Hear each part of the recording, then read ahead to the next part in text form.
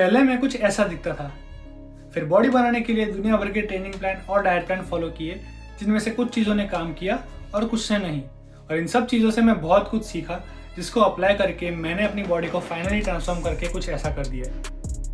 तो उसी बेसिस पे आज मैं आपके साथ कुछ ऐसी स्ट्रैटेजी शेयर करने वाला हूँ, जिससे आप आपका transformation from skinny to a muscular guy बड़े आराम से कर पाओगे।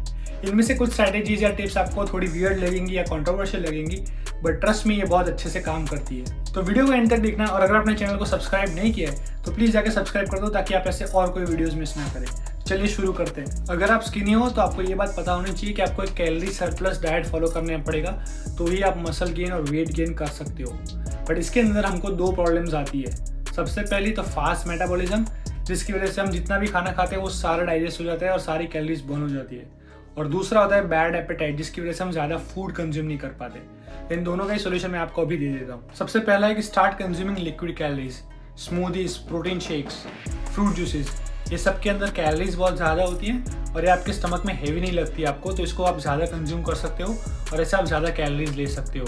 अभी कुछ दिनों पहले ही मैंने एक स्मूदी पे वीडियो बनाया था, जिसके अंदर आपको 800 से 1000 कैलोरी आराम से मिल जाएगी, तो वो जाके आप देख सकते हो। ऐसे आप शेक्स पियोगे तो आपको अपनी कैलोरीज का गोल हिट करने में ज़्यादा आसानी हो जाएगी। दूसरी चीज़ है कि आप मफिन, पिज्ज़ा, ये सारी चीज़ें ऐड कर सकते हो अपने डाइट के अंदर।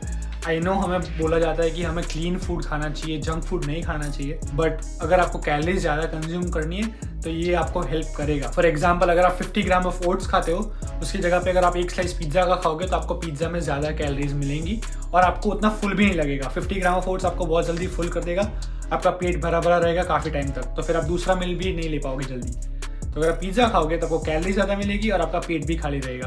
पर ये जंक फूड्स कंज्यूम करते टाइम एक चीज़ का ध्यान रखना कि इनको कभी अपने प्रोटीन के साथ रिप्लेस मत करना मील में, क्योंकि आपको जंक फूड में इतना अच्छा प्रोटीन नहीं मिलेगा जितना आपको क्लीन फूड से मिलेगा। तो हमेशा अपने प्रोटीन सोर्सेज को क्लीन फूड रखो और अपने कार्ब सोर्सेज को आप रिप्लेस कर सकते हो कोई भी एक जंक फूड के साथ। मैं एक चीज़ फॉलो कर रहा था, आप चाहो तो कर सकते हो, कि हफ्ते में 2-3 दिन में मफिन खाता था। एक मफिन के अंदर 500 कैलोरीज होती हैं, जैसे 3 मफिन में खाता हूँ तो 1500 कैलोरीज वैसे ही हो गई। तो उस तरह से मैं कैलोरी सरप्लस में भी रह पाता था और अपने क्लीन फूड से मैं प्रोटीन इंटेक भी हिट कर पाता था अपना। अब आते हैं दूसरे प्रॉब्लम पे, जो है बैड एपेटाइट। एपेटाइट को सुधारने के लिए आप 2 चीज़ें कर सकते हैं। सबसे पहली कि पानी ज़्यादा पीना शुरू कर दो, जिसकी वजह से आपका स्टमक ज़्यादा फूड हैंडल कर पाएगा और आपको डाइजेशन में आसानी होगी और आपको खाना ज़्यादा खाने में भी आसानी होगी। दूसरी एक चीज़ है, एक देसी नुस्खा है जो आप अपना सकते हो, कि आप सुबह उठ के छोटी सी अदरक खा सकते हो, जिसकी वजह से आपका स्टमक एसिड भी बढ़ जाएगा, जिससे आपको भूख अच्छी लगेगी और आप खाना भी अच्छे से डाइजेस्ट कर पाओगे। आई नो सुनने में ये बहुत मामूली सा लगता है, बट ट्रस्ट में ये बहुत अच्छे से काम करेगा। ट्राई करो और मुझे बताओ कि कैसा है। दूसरा पॉइंट है ट्रेनिंग। मैंने यूजुअली देखा है कि लोग जिम में जाके ब्रो स्प्लिट को फॉलो करते हैं, जैसे कि Monday chest, Tuesday back, Wednesday legs, फिर शोल्डर्स, फिर आर्म्स। नहीं, ऐसा बिल्कुल भी नहीं करना है। इसकी जगह पे हम full body, upper body, lower body या फिर पुश पुल लेग जैसे स्प्लिट फॉलो करेंगे, जिसके अंदर हम multiple muscles at a time train कर पाते हैं। इसका सबसे बड़ा रीज़न ये है कि आप कोई भी मसल को 1 से 2 एक्सरसाइज में इनफ स्टिमुलेशन प्रोवाइड कर देते हैं। अगर आप उससे ज़्यादा एक्सरसाइज करते हैं तो वो जंक वॉल्यूम हो जाता है और वो आपकी रिकवरी प्रोसेस को स्लो कर देगा। ब्रो स्प्लिट में आप 5 से 6 एक्सरसाइज करते हो एक मसल की, जिसमें काफ़ी सारा जंक वॉल्यूम होता है और आपके मसल ठीक से रिकवर नहीं हो पाते। उसकी जगह पे अगर आप एक फुल बॉडी स्प्लिट फॉलो कर रहे हैं, जिसके अंदर आप सारे मसल्स को ट्रेन कर रहे हैं, तो होता क्या है कि आप सारे मसल को ठीक से स्टिमुलेट कर पा रहे हैं, उनको रिकवरी का टाइम मिल रहा है और आप उनको काफ़ी फ्रीक्वेंटली हिट कर पा रहे हैं। आप फुल बॉडी ट्रेनिंग फॉलो करोगे तो आप हफ्ते में 3 से 4 बार एक मसल को ट्रेन कर पाओगे, which is a very high frequency. तो इस तरह से आप आपके मसल्स को अच्छे से रिकवर करके ग्रो कर पाएंगे। अगर आप चाहो तो आप ये वाला full body workout plan follow कर सकते हो और आपको काफ़ी अच्छे रिजल्ट्स मिलेंगे। Third point is sleep.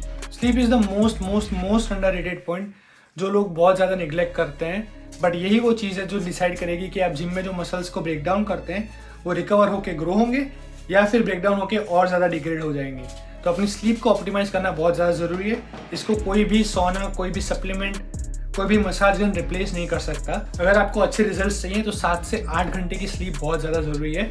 उसके अलावा अगर आप 6 घंटे से कम स्लीप लेते हैं तो आई वुड से कि आप जिम में अपना टाइम वेस्ट कर रहे हैं, अपने मसल्स को और ज़्यादा फटीग कर रहे हो, ब्रेक डाउन कर रहे हो और आपको उससे कुछ फ़ायदा नहीं हो रहा है। तो अपनी स्लीप को ऑप्टिमाइज़ करो और उसके बाद अपनी ट्रेनिंग इंटेंसिटी को बढ़ाओ। स्लीप को ऑप्टिमाइज़ करने के लिए आप 2-3 चीज़ें फॉलो कर सकते हैं। सबसे पहली है कि आप सोने से 1-2 घंटे पहले सारी लाइट्स ऑफ कर दो, क्योंकि जब लाइट्स ऑन होती है तो आपके ब्रेन को ये सिग्नल मिलता है कि अभी भी दिन है, तो वो सोने के लिए रेडी नहीं होता है। तो इसलिए सारे लाइट्स, अपना फ़ोन, टीवी सारा कुछ बंद कर दो, जिससे ब्लू लाइट ज़्यादा आती है।